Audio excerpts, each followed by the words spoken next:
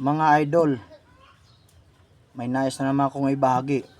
Kapag nawala ang iyong mga ilaw, mga idol, ng sabay-sabay, harap at likod.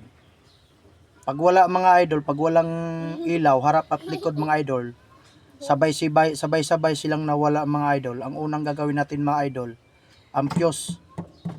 I-check natin ang fuse mga idol. Katulad nitong mga idol, nawala ng sabay-sabay ang aking tail light. Nawala siya ng sabay-sabay. Kapag ganong sinyalis mga idol, nawawala ng sabay-sabay ang tail light, ang ilaw mo, harap at saka likod mga idol. Ang unang i-check mo mga idol ay fuse. Ngayon mga idol, ito mga idol. Ito nakita ko na mga idol, fuse.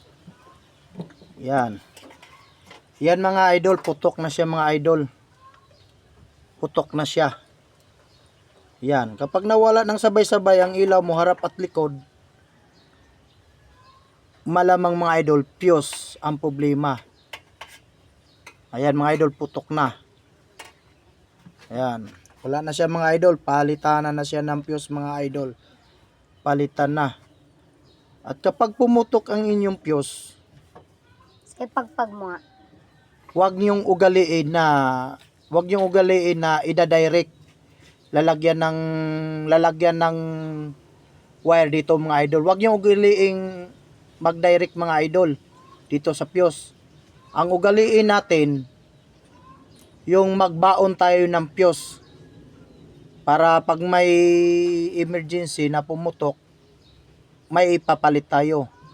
Kapag pumutok pa rin mga idol, wag na natin pilitin mga idol, katulad sa ginagawa ng kapwa ko driver mga idol.